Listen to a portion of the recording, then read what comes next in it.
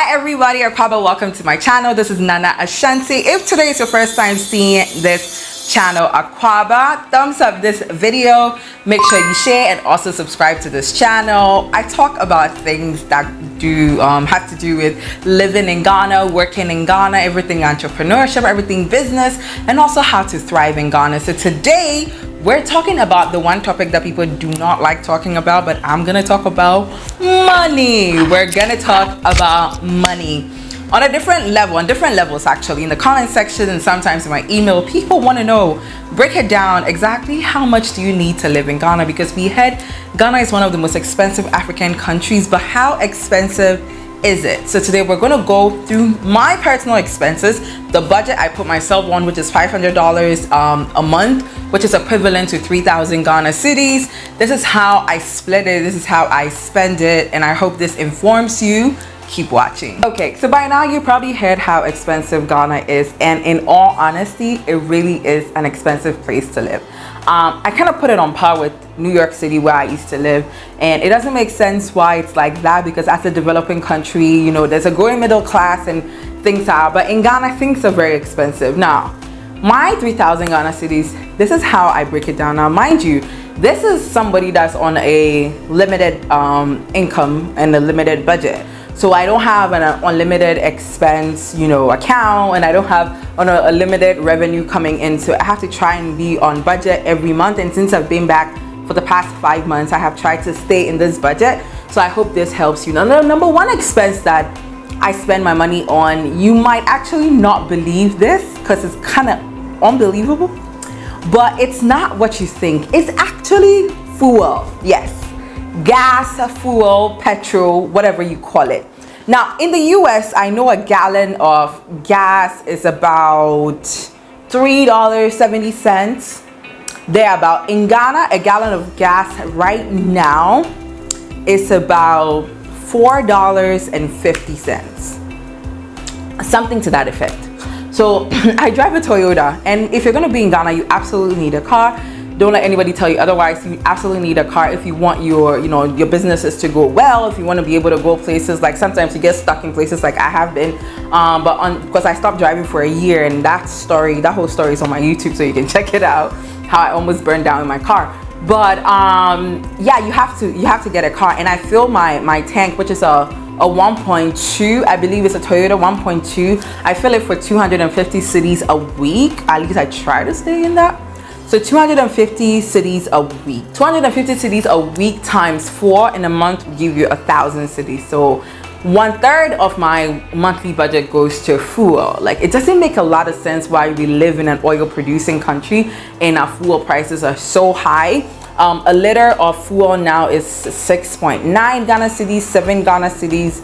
You know, it's a little ridiculous, to be very honest, but that's what like a third of the money actually goes to fuel. So yes, if you're gonna come to Ghana, make sure you get a car that's like 1.3, 1.4, less than 2.0. Your fuel capacity is what I mean. When I first came to Ghana amateur hour, I was driving a Nissan Maxima, which was 3.2 with a V6 engine. Like, that's insane. If you're not a politician in Ghana, you have no reason to be driving that car because you can't afford it. Even if like you're a rich person or something, that will literally eat into your budget. And I know rich people like to save money, not to talk about us middle class people or like working class people.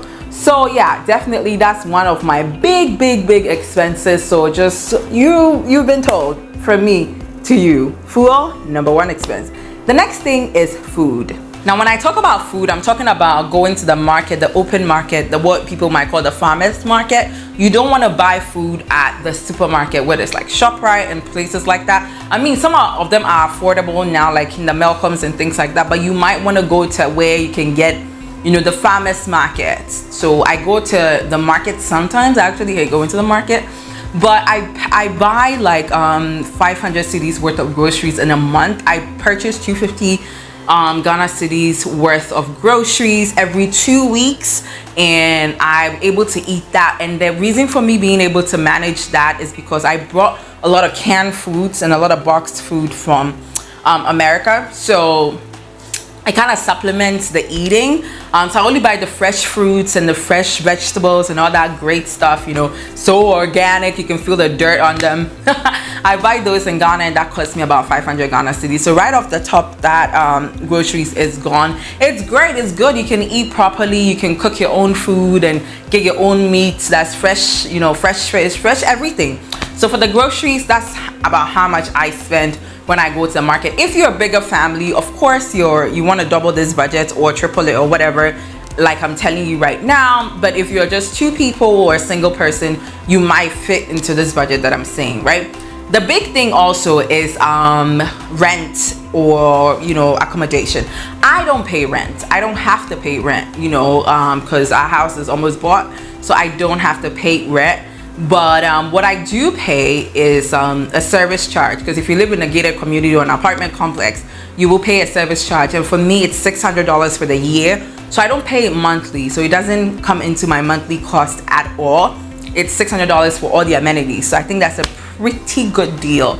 But if you're in Ghana and you have to rent a place, you're mostly gonna rent the place for a year in advance. The law states that you're supposed to pay 6 months in advance, but people will charge you a year in advance. So you pay your rent in advance for a whole year. Some people require 2 years. I don't advise you to do that. That's just like ridiculous and a little criminal. But other people that live in apartment complexes also pay service charges. So if you're in Ghana, you might, you know, have to pay for the service charge, or you might have to pay amenities. I actually can't tell you exactly what it is if you're paying monthly. So if any of you know, please put it in the comment section below, because the service is prepaid. Mine, it's not. So I pay for the whole year. Other people have to pay monthly. So if you're aware and know the price, please put it in the comment section below. The next thing actually here is the internet. The internet in Africa, all parts of Africa, is very, very expensive. Now, if you join us on Clubhouse every Tuesday, YouTubers Hub, you will know that my internet was really choppy, was really bad. I had to get a whole new internet setup. And in getting that internet, 100 gig is 400 Ghana cedis. That's how much I pay a month for 100 gig.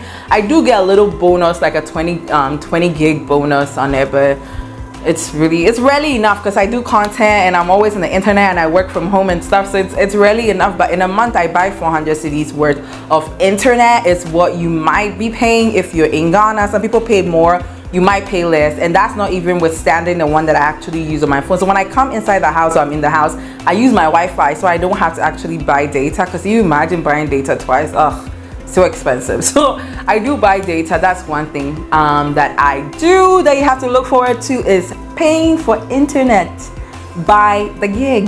I hope you're ready. The next expense is actually for my house stuff.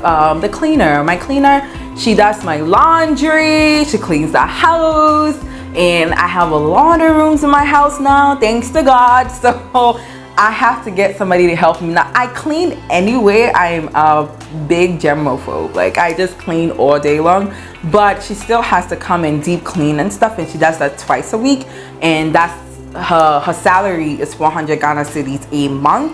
So if you're in Ghana and, you know, you want to like have a little, because you don't want to live the same stressful life that you had when you couldn't afford to hire one, or when you were not living in Ghana, whichever, you know, audience it is that's watching this. So my cleaner comes up to 400 Ghana cedis, and it's a good spend actually. I really enjoy having someone, you know, come here and making sure the place is extra clean, like a crazy person that I am. So that is fun. All right, let's go to the next expense. So the next expense, as you guys can see, I don't have any hair. I'm completely bald now. And so for the ladies, braiding hair in Ghana is actually pretty cheap if you want it to be. It can get pretty expensive if you want it to be. I think when I used to braid my hair, or when I had hair, I was paying like maybe like 400 cedis to 500 cedis a month, because I used to change my hair every 2 weeks. That's like a crazy person. You don't have to do that, but I was doing that. But now that I don't have no hair, I cut my hair for 50 Ghana cedis, and that is supposed to be an upscale, you know, upscale barber shop. I like my barber. He's very cool. So I barber my hair for 50 Ghana cedis. I do it once a month. So sometimes I let it grow, and my hair's nice, it's curly, I love it. So I just let it grow sometimes, and this right now is cut. And then the next thing I do is my nails. You know what, I'm not gonna apologize for grooming myself, because if you work hard, you have to do a little bit of vain things, you know. So yeah, I do my nails and, you know, a manicure, pedicure. With the hair, it all comes to about 300 Ghana cedis a month. So that's what I spend on that. Some people might be lower, some people might be higher, but I don't gotta buy a wig now, so my expense is pretty low for grooming, which I quite enjoy. So if you were calculating, our expense now is about 2,600 Ghana cedis. That means at the end of the month, I have about 400 Ghana cedis. Am I right? Yeah. 400 Ghana cedis. Now I use that for miscellaneous. One of the things that really makes your money go fast in Ghana is going out to eat. I mean, rule of thumb, if you're in Ghana, anywhere in Ghana, and you stay in your house, you save more money. But if you go out, like I try to go out once or twice a week, mostly once a week, to like meet people, do meetings and things like that. That requires you drinking coffee at fancy places and meeting people. It's a lot, you know. And also I like to, you know, I like home decor stuff. A lot of the things that I have actually imported them into Ghana, because I can't imagine buying them in Ghana. The price will be so astronomical, right? So eating out, buying, let's say, a little medicine here and there. My dog is a big expense. And just like miscellaneous things here, they're buying phone credit and, like, you know, mobile money charges and things like that. And things like that, you know, paying the police off and other things like that will cost you about 400 Ghana cedis. Cost me 400 Ghana cedis a month, so I try and stay in the budget. Now this is what we have now. Let me tell you about the things that actually blows your budget completely out of the water. Okay, so things that really blow my budget out of the water. Now I always trying to stay in the $500, you know, 3,000 Ghana cedis budget for the month, because you have to make a budget. I really believe in like financial planning and also making the budget. But sometimes, you know, when your car breaks down, because of the things that are imported into the country, the parts of the car can get very expensive. So if you have a special car, like you have like a big car, like a GMC or a Jeep or, you know, a Range Rover, things like that. If you have like an expensive car, it's not just about the fuel that you have to worry about in Ghana. You have to actually worry about buying the parts that have been imported into the country. That can get expensive, you know, changing your oil. That can also, you know, be something that blows your budget. Now, one thing that really blows your budget, that really blew mine this year, was medical expenses. Because the hospitals in Ghana, there's a national health insurance scheme, but I don't qualify for it because I don't have, I haven't done it yet. That really is the best way to put it. I haven't done it yet. I haven't applied for national health insurance scheme, and I've heard that their health insurance just covers things like painkillers and things like that. Ridiculous, right? So when you get a medical emergency or something, you have to pay out of pocket. They call it a cash and carry system in Ghana. So when you know, get a little sick or whatever, you have to go to the hospital, you might end up spending a lot of money. Like when I got sick in February, I ended up spending the equivalent to about $2,000, you know, trying to figure out what was wrong with me, and I still didn't get well, and I had to get out of Ghana. So you want to keep savings on the side. You already know this. Everybody in the world knows this, saving for a rainy day. The rainy day in Ghana could be the car breaking down or you getting sick, the body breaking down. You know what I mean? So these are things that really blows your budget. And then let me see, what else?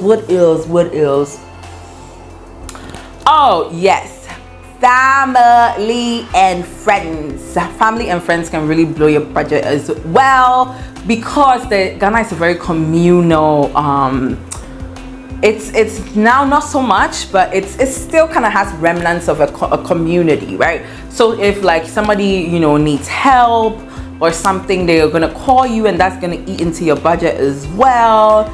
If you know, have family here, you might also have to help with like family expenses and things like that, and it just is very abrupt. So that's also part of the rainy day fund that you have to save for. So yeah, for me personally, I hope I have broken down this video to you guys for you to understand what the monthly expenses could be for you and what to expect. I'm not saying this is typical. This is me personally. This is my life and how I actually go by making sure that I am meeting my expenses and paying my bills and all of that. Some of you, your expenses may be higher, others may be lower, and I would love if you guys will share it with us in the comment section so other people that are watching this will know what to expect when you're living in Ghana. Okay guys, so thank you so much for watching this video. My name is Nana Ashanti. Make sure you check out all my other videos about Ghana living, about entrepreneurship, about making sure you're thriving, repatriation, everything that you need. If you need relocation services or business consulting services, send me an email at nanaashantiinfo@gmail.com. Next video, we're going to talk about how I make revenue to live in Ghana. Yes, bringing you guys into my business. I hope you love this video. Share it, thumbs up. I will see you guys in my next video.